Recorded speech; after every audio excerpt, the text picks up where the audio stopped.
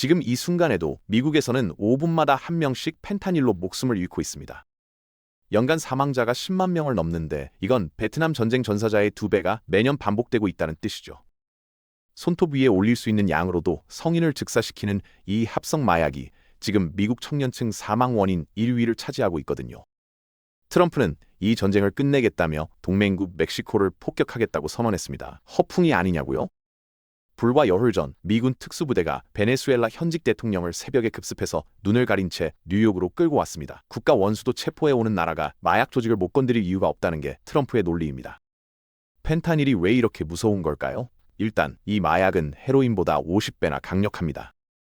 눈에 보이지도 않는 극소량으로 사람 목숨을 앗아갈 수 있는 거죠. 의료용으로는 말기 암 환자의 극심한 통증을 잡는 데 쓰이는데 그만큼 효과가 강렬하다는 뜻이기도 합니다.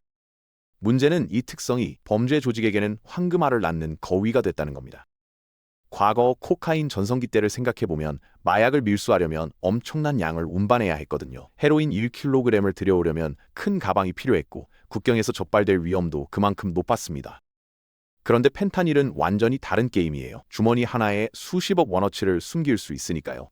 부피는 작은데 효과는 수십 배 강력하니 밀수꾼 입장에서는 꿈같은 상품인 셈이죠. 적발 위험은 확 낮아졌는데 수익은 천문학적으로 뛰어올랐습니다. 그러니까 범죄 조직들이 목숨을 걸고 이 사업에 뛰어드는 거예요. 한번 성공하면 평생 벌 돈을 단번에 손해에 쥘 수 있으니까요. 실제로 미국 국경수비대가 잡아내는 펜타닐 양은 매년 기록을 갱신하고 있는데 전문가들은 이게 전체 밀수량의 10%도 안 된다고 추정합니다. 기존의 마약 단속 방식으로는 사실상 막을 수가 없는 상황인 거죠. 엑스레이를 찍어도 마약 탐지견을 동원해도 이렇게 작은 양을 완벽하게 걸러내는 건 불가능에 가깝습니다. 하루에 수만 대의 차량과 수십만 명의 사람이 오가는 국경에서 손톱만 한 가루를 찾아내라는 건 사막에서 바늘 찾기나 마찬가지거든요. 마약 중독자라고 하면 어떤 이미지가 떠오르시나요? 아마 대부분 골목에서 비틀거리는 노숙자나 전과가 있는 범죄자를 떠올리실 겁니다. 그런데 현실은 정반대예요. 펜타닐의 희생자들은 우리 옆집에 사는 평범한 사람들이거든요.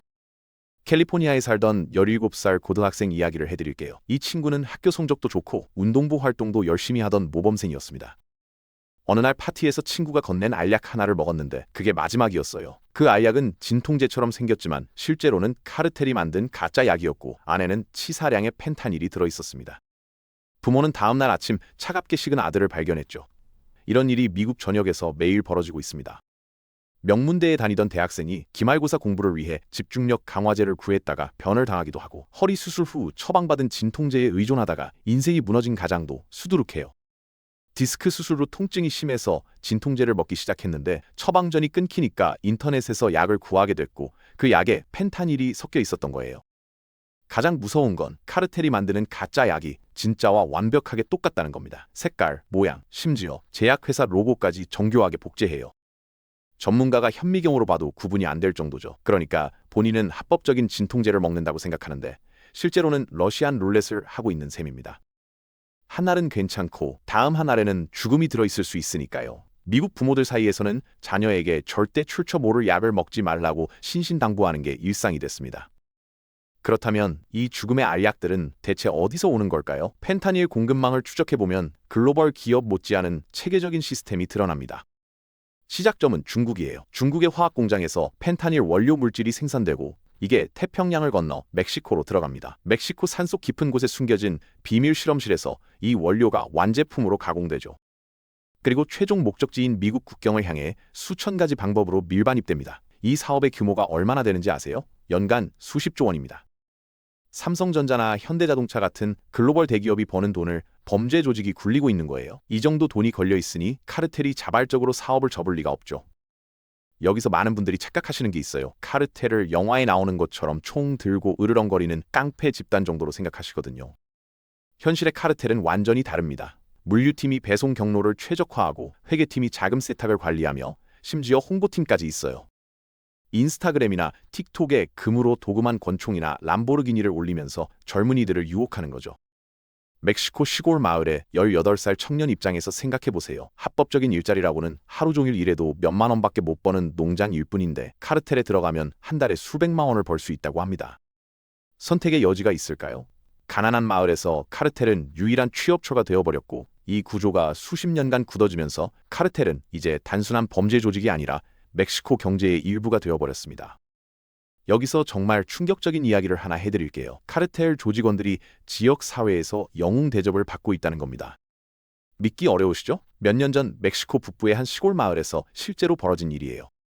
군대가 카르텔 간부 몇 명을 체포하러 들어왔는데 마을 주민 수백 명이 길을 막아섰습니다. 돌을 던지고 차량 앞에 드러눕고 범죄자들을 풀어달라고 아우성을 쳤어요.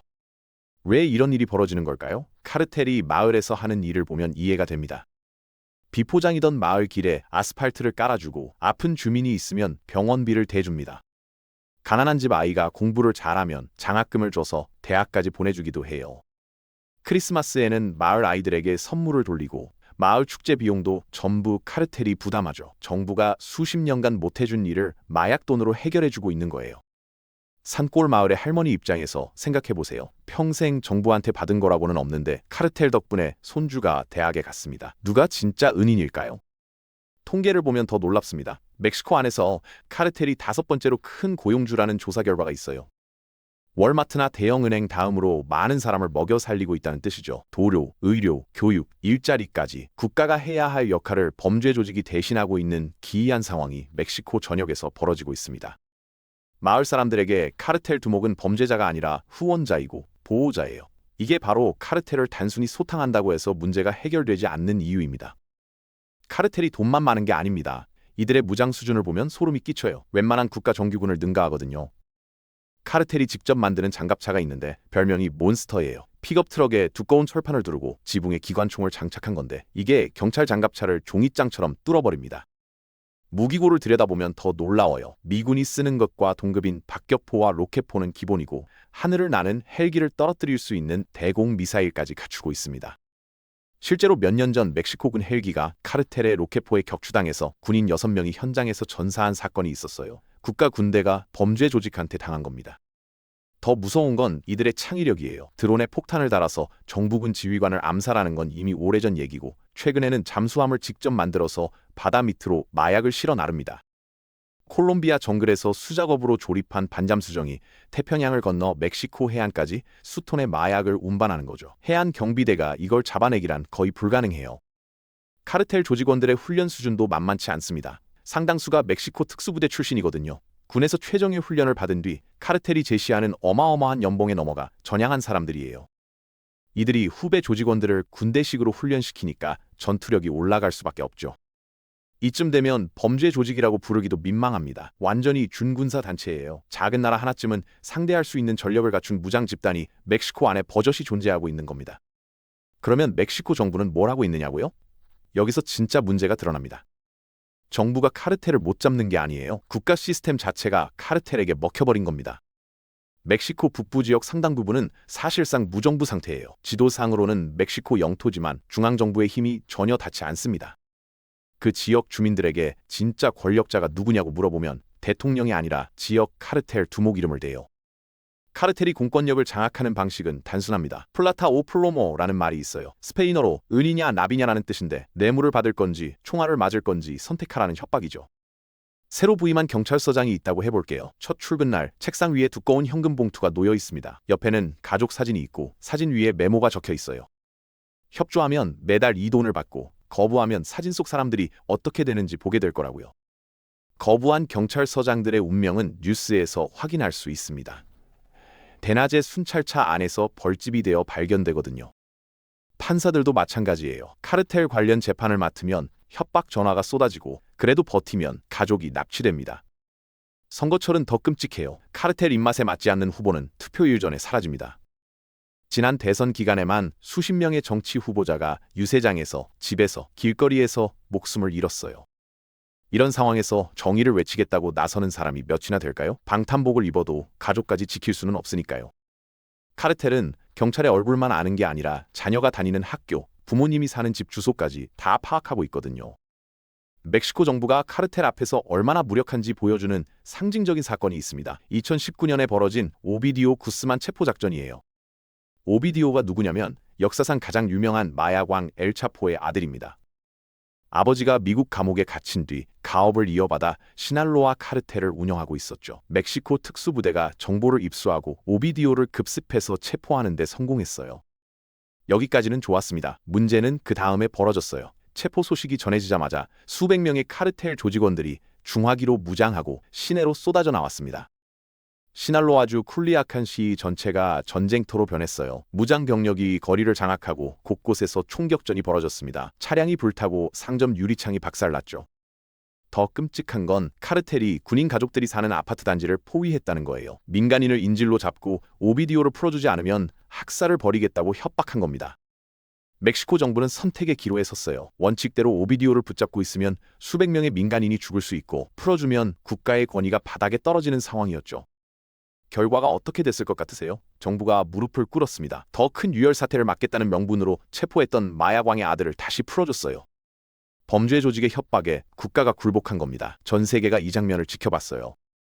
왜 이런 일이 가능했을까요? 군과 경찰 내부가 이미 썩어 있기 때문입니다. 말단 경찰의 한 달 월급이 카르텔 뇌물 한 번보다 적으니 생계형 부패가 구조적으로 발생해요. 그러니까 소탕 작전 정보가 실행 전에 카르텔 손에 들어가는 거죠.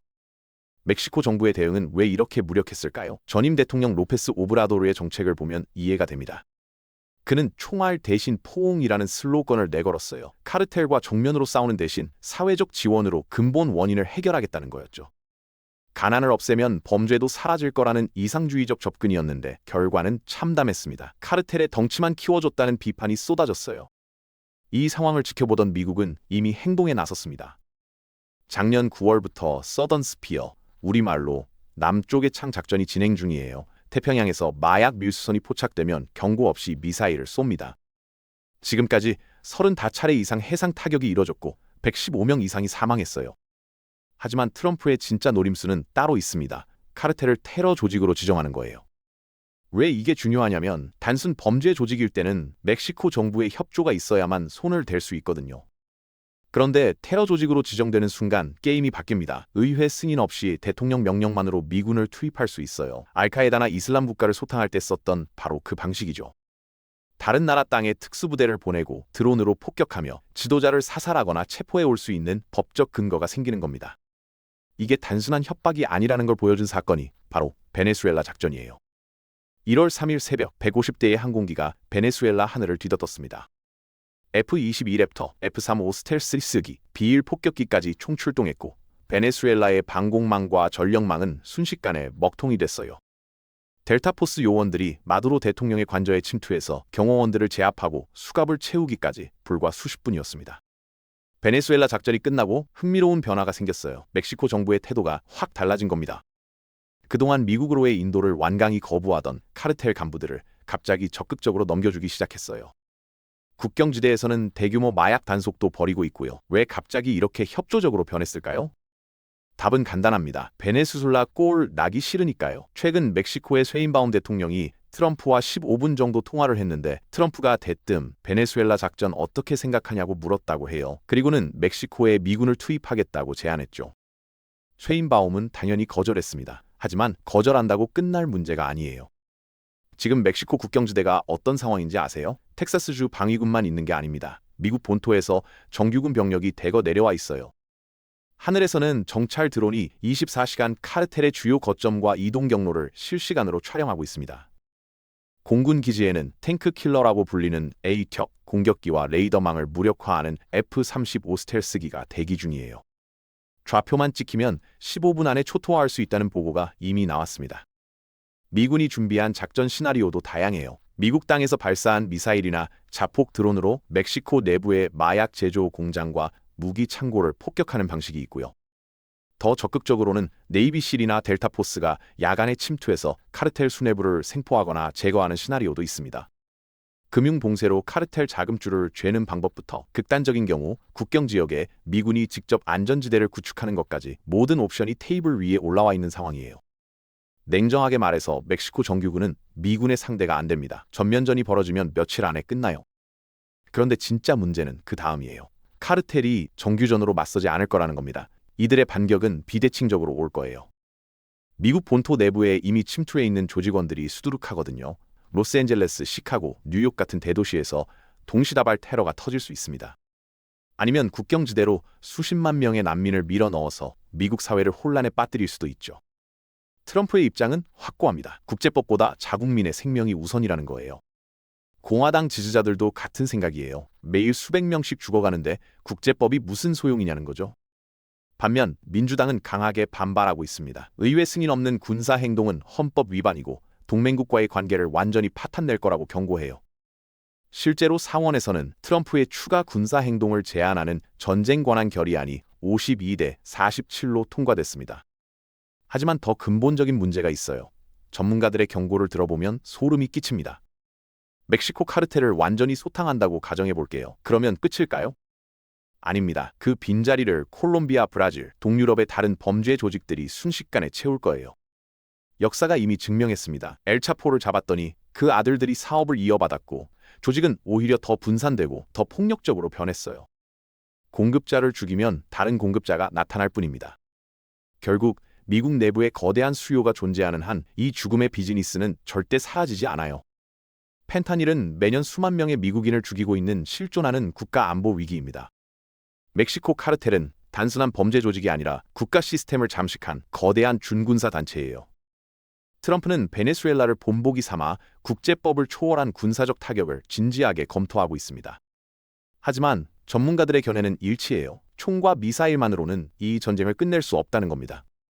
결국 승패는 얼마나 많은 폭탄을 떨어뜨리느냐가 아니라 멕시코라는 국가의 시스템을 어떻게 회복시키고 미국 내부의 마약 수요를 어떻게 통제하느냐에 달려 있습니다. 공급을 끊어도 수요가 사라지지 않는 한 죽음의 행렬은 계속될 수밖에 없으니까요.